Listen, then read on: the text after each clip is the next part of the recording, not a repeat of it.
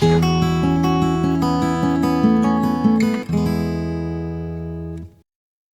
हम स्टार्ट करने जा रहे हैं chapter 14, that is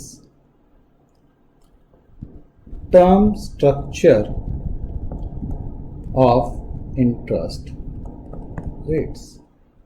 term structure of interest rates होता क्या है, टर्म स्ट्रक्चर यानी मीनिंग क्या है टर्म स्ट्रक्चर का।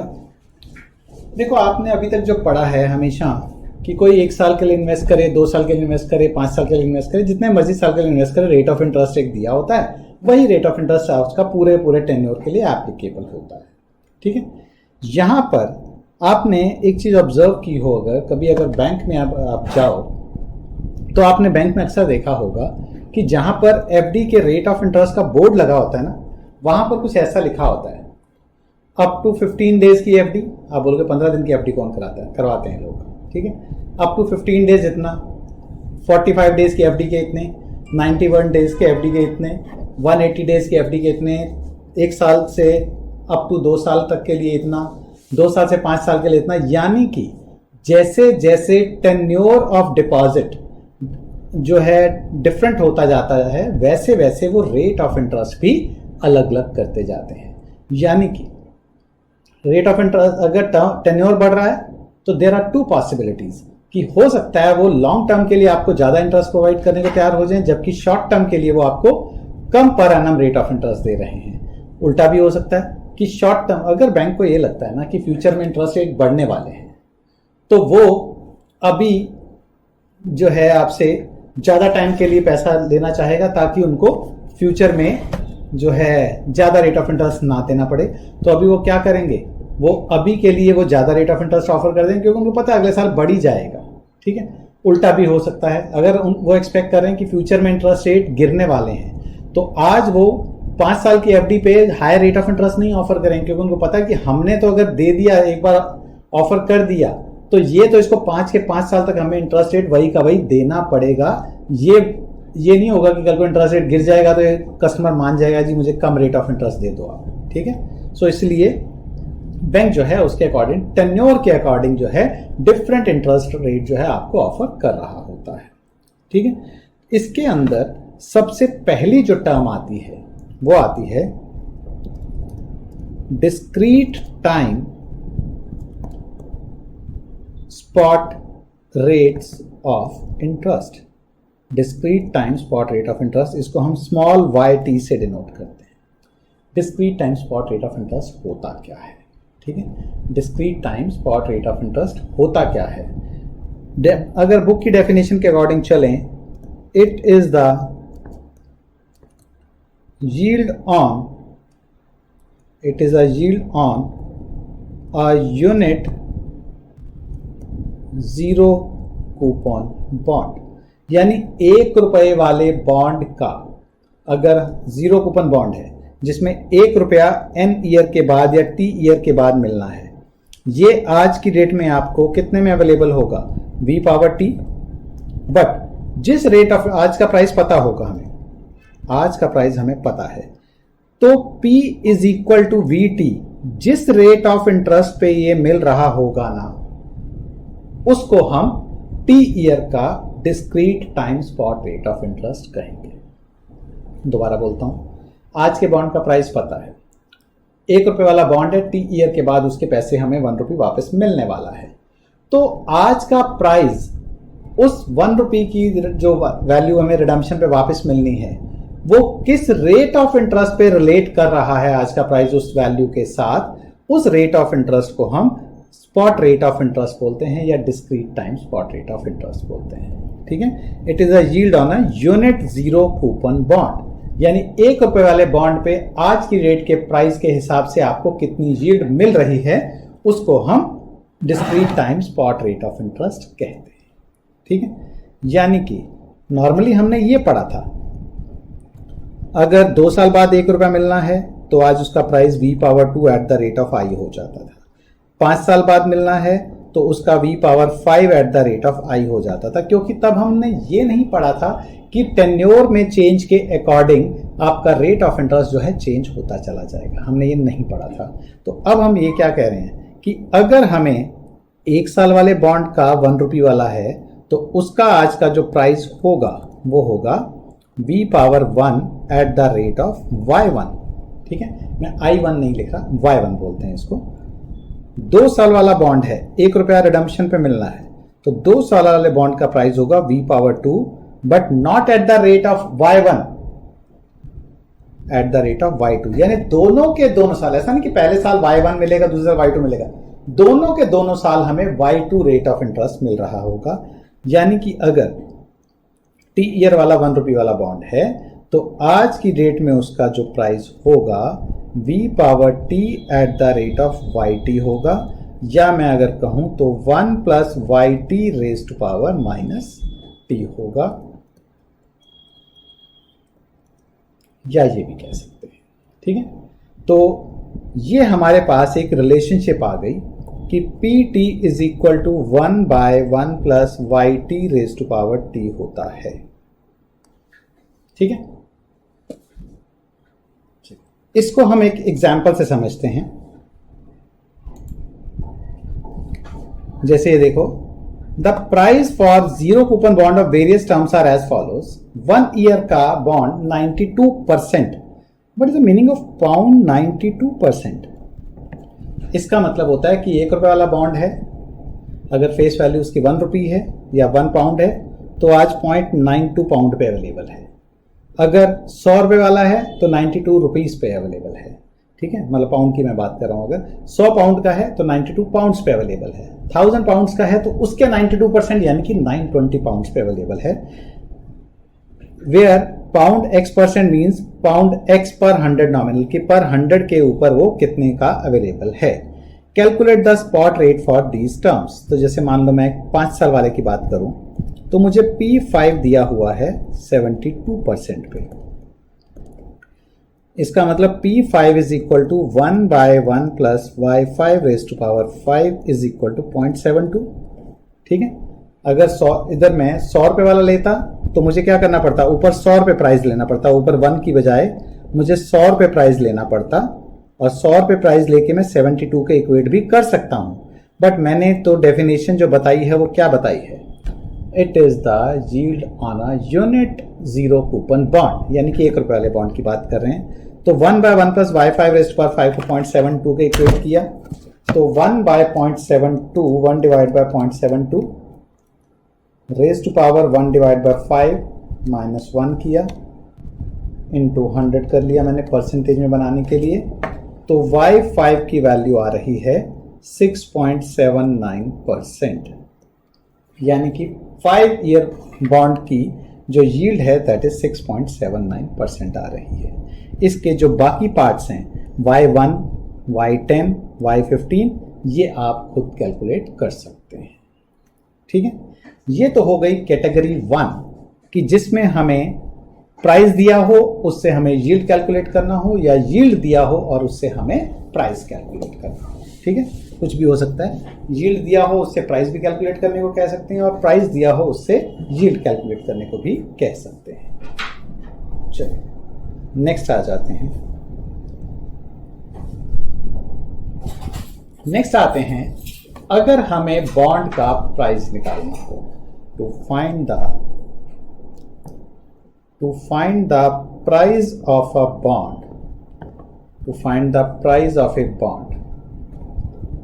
with a given term structure of interest rate।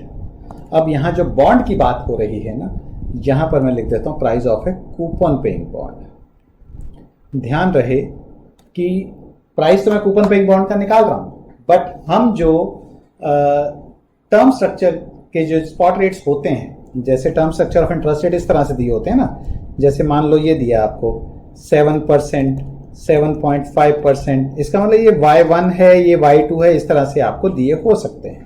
ठीक है, तो मैंने आपको बताया कि ये जो term structure of interest rates होते हैं, जो भी स्पॉट रेट्स होते हैं, ये तो एप्लीकेबल किसके लिए होते हैं, ये एप्लीकेबल होते हैं सिर्फ और सिर्फ 0 कूपन बॉन्ड के लिए।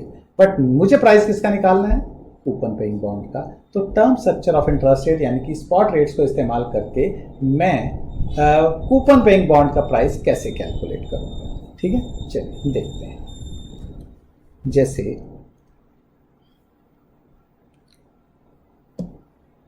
ये क्वेश्चन एग्जाम्पल 2 देख लीजिए।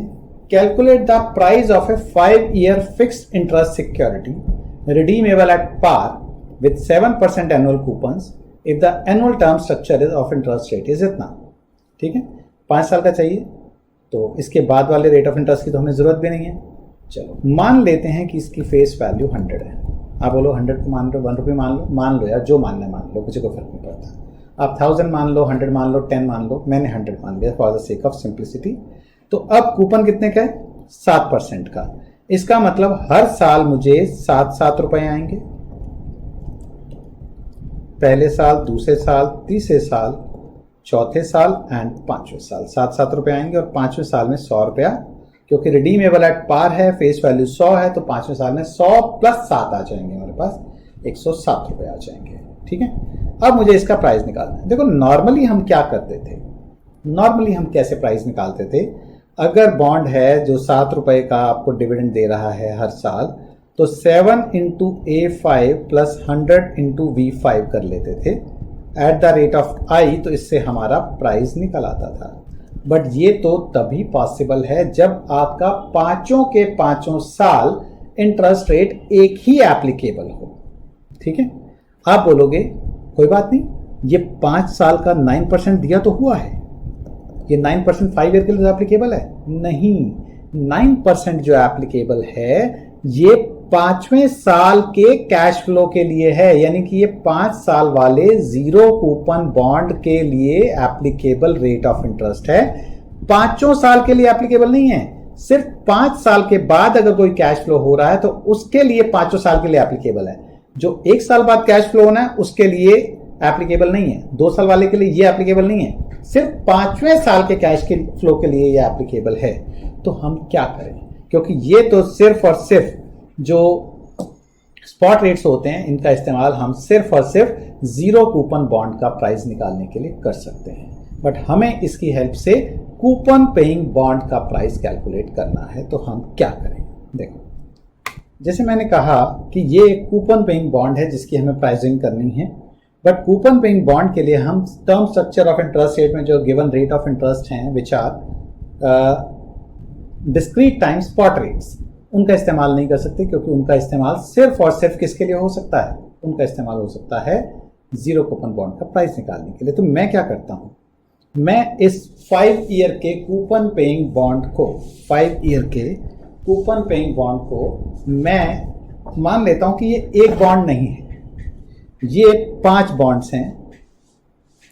एक बॉन्ड है 1 साल वाला, एक बॉन्ड है 2 साल वाला, एक बॉन्ड है 3 साल वाला, एक बॉन्ड है 4 साल वाला और एक बॉन्ड है 5 साल वाला।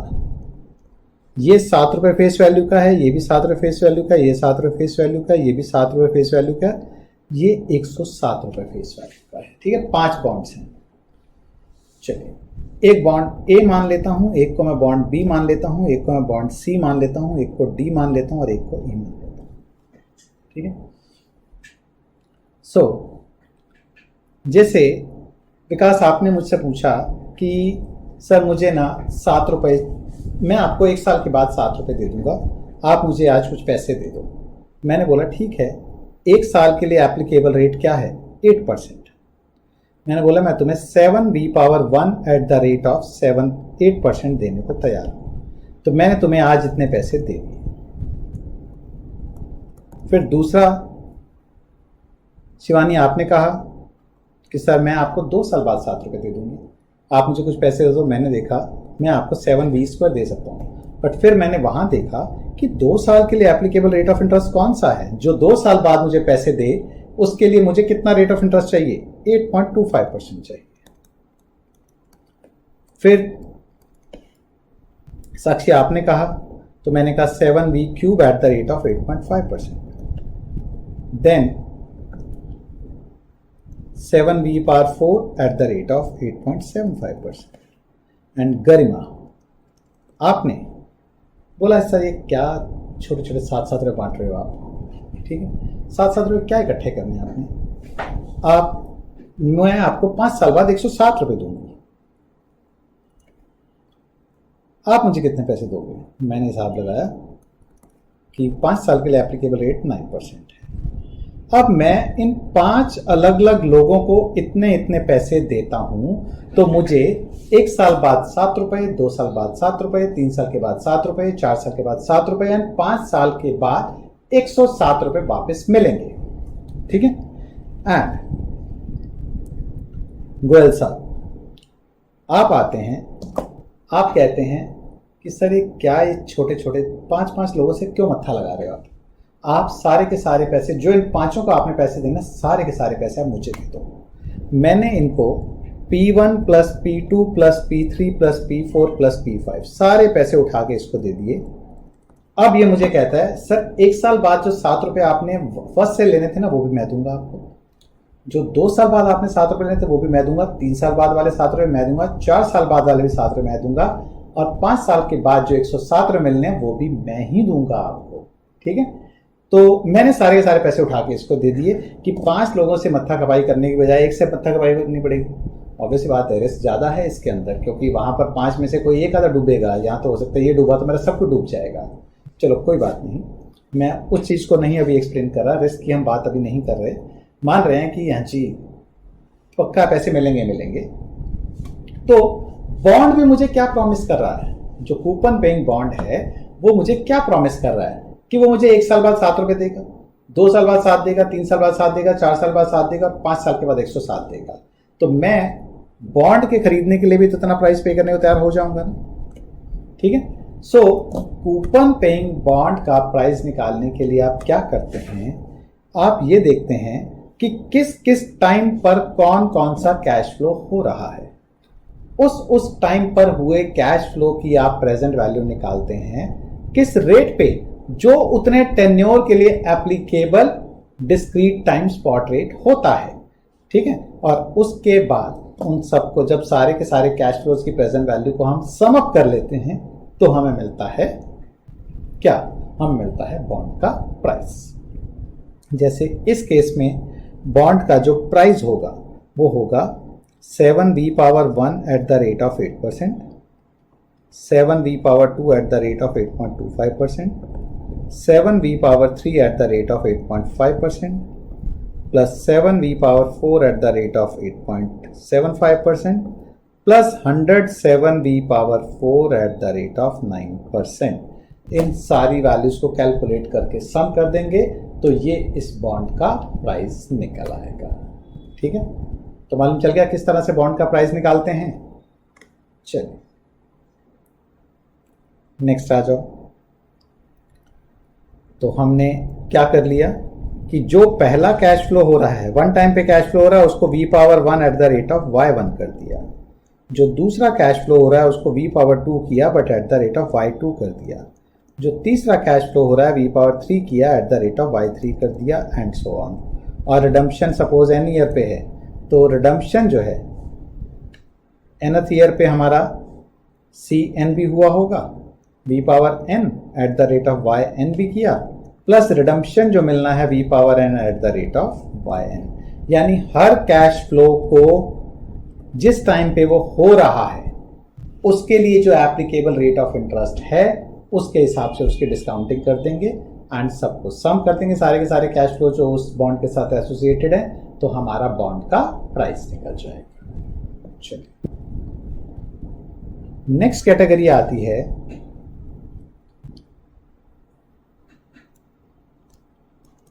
If price of bond is given, if price of bond is given और वी हैव कैलकुलेटेड, कुछ भी हो सकता है। If price of bond is given and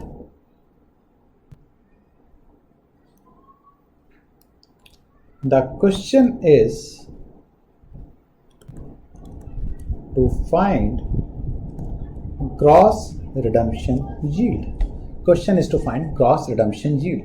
Gross redemption yield जो होती है ना, वो कूपन पेइंग बॉन्ड की यील्ड होती है। यानी कि अगर मान लो P is equal to D rupees n year तक आता है, plus R rupees n year के बाद आते हैं, तो जो भी एक एवरेज रेट ऑफ इंटरेस्ट है ना, जिसके हिसाब से प्राइस की इक्वेशन सेटिस्फाई हो रही है, उसको हम ग्रॉस रिडम्पशन यील्ड कहते हैं। ठीक है, तो हमें ग्रॉस रिडम्पशन यील्ड निकालनी है। अब आप बोलोगे, जैसे मान लो सिंपली ये बोला होता कि हमें प्राइस ऑफ बॉन्ड पहले निकालना है और उसके बाद ग्रॉस रिडम्पशन यील्ड कैलकुलेट करनी है। जैसे मान लेते हैं ये क्वेश्चन है, calculate the gross redemption yield of A 5-year fixed interest security redeemable at par with 7% annual coupons if the annual term structure of interest rate is इतना। अब 5 साल वाले बॉन्ड की हमें ग्रॉस रिडम्पशन यील्ड कैलकुलेट करनी है, तो पहले इसका प्राइस निकालना पड़ेगा। ठीक है, प्राइस कैसे निकलेगा? 7% का कूपन है, 7 v power 1 v power 2 v power 3 v power 4 v power 5। ठीक है, किस किस रेट पे? जो भी एप्लीकेबल रेट है, plus 100 v power 5 eight the rate of 9%। इससे अगर मैं इसका प्राइस कैलकुलेट करूं तो ये आ रहा है 1.08 raised power minus 1 plus 1.08 raised power minus 2 plus 1.08 raised power minus 3 plus 1.08 raised power minus 4 plus,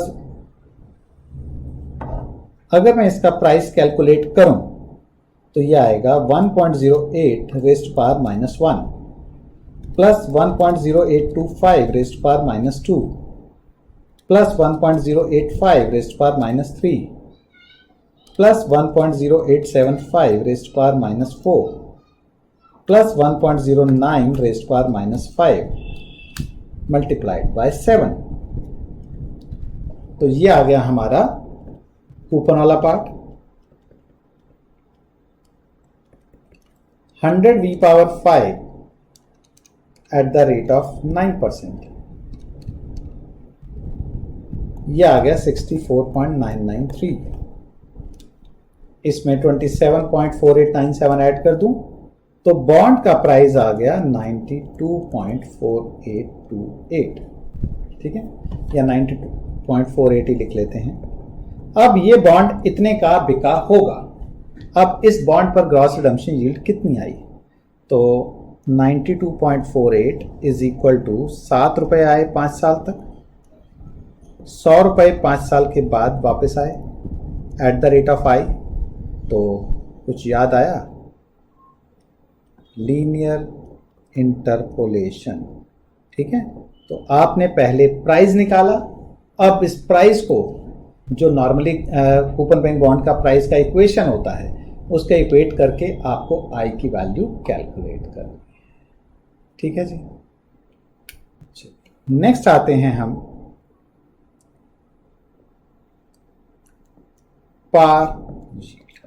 next आते हैं हम पार यील्ड किसे कहते हैं? देखो, पार का मतलब क्या होता है? पार का मतलब क्या होता है? फेस वैल्यू के बराबर। ठीक है, तो पार यील्ड निकालने का मतलब ये है कि अगर एक पार वैल्यू, सपोज 1 रुपी फेस वैल्यू मानता हूं मैं, एक 1 रुपी वाला बॉन्ड अगर 1 रुपी में खरीदा जाए, ठीक है, यानी कि जिसकी फेस वैल्यू 1 है, जिसको खरीदा भी 1 पे गया है, जिसका रिडम्पशन भी 1 पे है, जिसका फेस वैल्यू 1 है, जिसको खरीदा भी 1 पे गया है और जिसका रिडम्पशन भी 1 पे है, तो वो हमें हर साल कितने परसेंट का कूपन देगा, कितने परसेंट का कूपन देगा हर साल, ताकि वो एक गिवन टर्म स्ट्रक्चर को फॉलो कर रहा हो।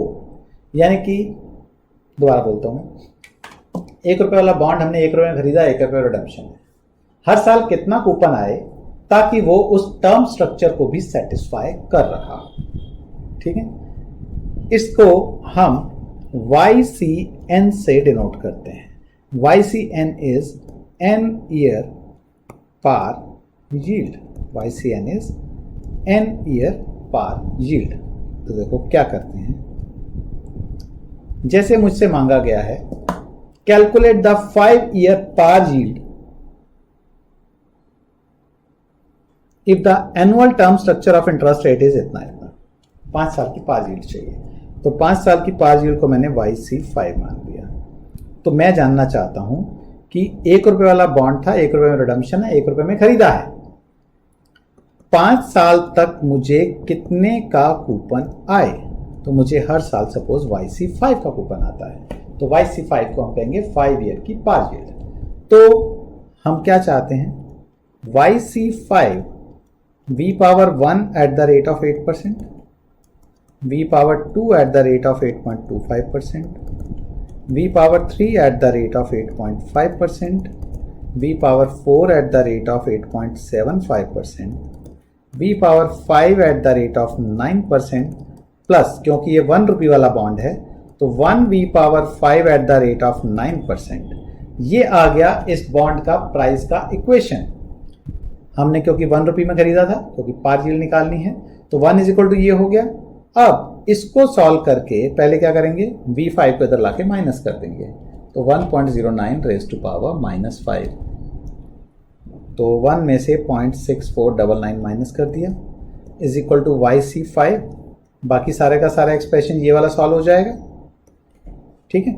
इसको इधर लाके डिवाइड कर देंगे तो हमारा YC5 का वैल्यू आएगा, उसको 100 से मल्टीप्लाई कर देंगे तो आंसर परसेंटेज में आ जाएगा, यानी कि 5 साल तक कितने का कूपन आए ताकि 1 रुपये वाला बॉन्ड हमने 1 रुपये में खरीदा हो और 1 रुपये में रिडीम हो जाए, और वो एक गिवन टर्म स्ट्रक्चर को भी फॉलो कर रहा हो। ठीक है, क्लियर है बात? चलिए, तो ये हमारा हुआ केस किसका? डिस्क्रीट टाइम स्पॉट रेट्स का। नेक्स्ट कैटेगरी आती है इसमें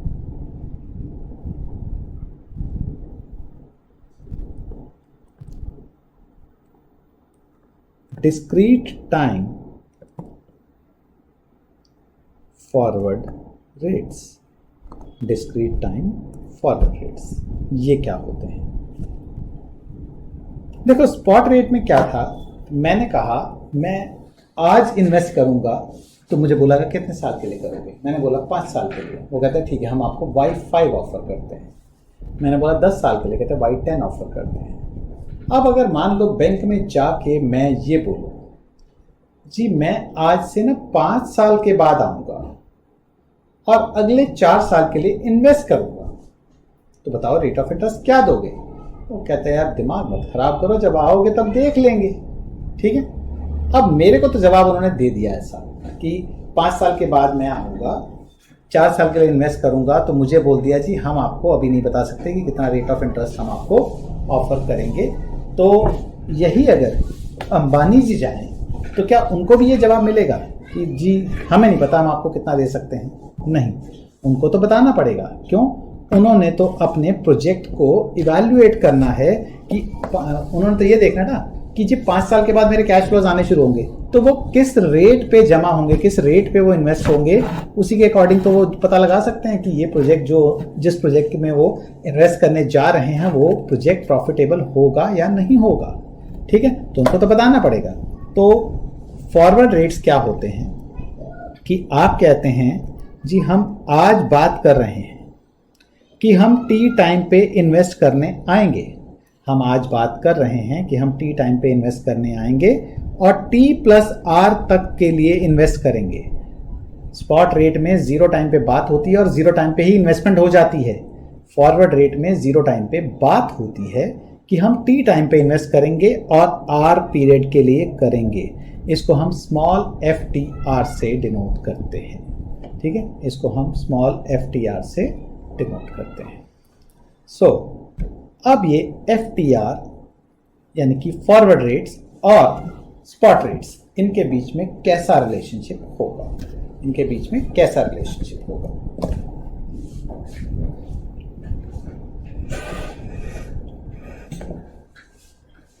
देखो क्या होगा।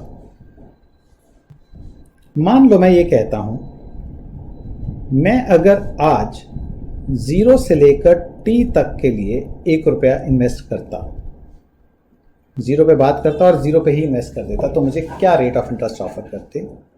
मुझे YT ऑफर करते। मेरा 1 + YT अमाउंट बन जाता। ठीक, मैंने बोला जी मैं 0 टाइम पे ₹1 इन्वेस्ट करूंगा और सीधा सीधा T+R पीरियड के लिए करूंगा। तो मुझे बोला गया कि T+R पीरियड के लिए करोगे तो हम आपको YT+R का रेट ऑफ इंटरेस्ट ऑफर करेंगे। तो आपका ₹1 क्या बन जाएगा, 1 + YT+R raised to power T+R बन जाएगा। मैंने कहा अगर मान लो मैं 0 पे ₹1 इन्वेस्ट करूं, वो T टाइम के बाद कितना बनेगा? वो कहते हैं 1 + YT⁻T, बताया तो है। मैंने कहा अगर मान लो मैं T टाइम पे फिर से इस पैसे को इन्वेस्ट कर दूं T+R पीरियड के लिए, तो कितना बनेगा? कहते हैं जी T से T+R के लिए जो इन्वेस्ट करता है हम उसको FTR रेट ऑफर करते हैं। तो अगर आप ₹1 इन्वेस्ट करोगे तो आपका 1 + FTR raised to power R बनेगा। और अगर आप इतना पैसा पूरा इन्वेस्ट कर दोगे तो आपका इतना अमाउंट बन जाएगा। दोबारा बताता हूं मैं, अगर कोई ₹1 इन्वेस्ट करेगा T टाइम पे, कोई ₹1 इन्वेस्ट करेगा T टाइम पे, तो T+R पे उसको क्या देंगे? 1 + FTR raised to power R। कोई अगर ₹10 इन्वेस्ट करेगा तो उसको 10 टाइम्स देंगे। अगर कोई ₹10 इन्वेस्ट ना करके 1 + YT⁻T इन्वेस्ट कर देगा तो उसको 1 + YT⁻T को प्रिंसिपल मान लेंगे, इनटू ये कर देंगे तो आपको इतना पैसा दे देंगे। ठीक है, क्लियर है बात? चलो, अब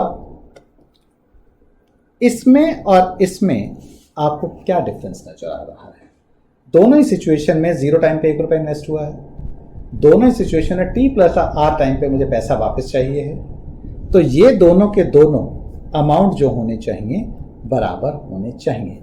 यानी कि फॉरवर्ड रेट और स्पॉट रेट इस तरह से रिलेटेड होते हैं कि अगर आप T तक इन्वेस्ट करो और T उसके बाद T+R तक करो या डायरेक्टली T+R तक करो, तो दोनों केसेस में अमाउंट जो आपको मिलना चाहिए वो बराबर ही मिलना चाहिए। यानी कि 1 + YT⁻T into 1 + FTR raised to power R should be same as 1 + YT+R raised to power T+. So 1 + FTR raised to power R क्या हो जाएगा?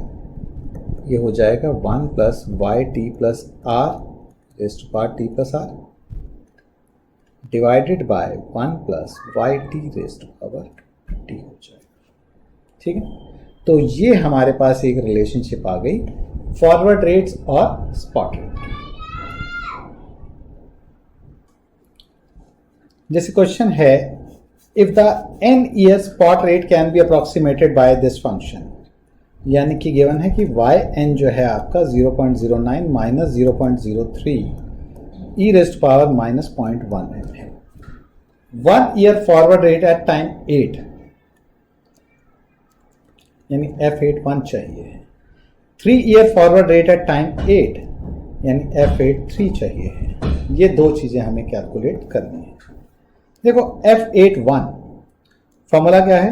1 + FTR raised to power R is equal to 1 + YT+R यानी कि 1 + Y9 raised to power T+R यानी कि 9 upon 1 + YT यानी Y8 raised to power 8।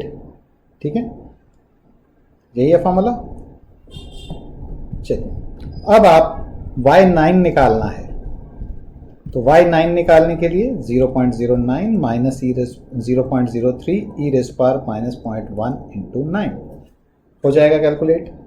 ऐसे ही आप Y8 भी निकाल सकते हैं। अच्छा, एक ध्यान रखना, F81 यानी जब भी FT1 निकालते हैं ना, उसको हम सिर्फ FT भी कह देते हैं।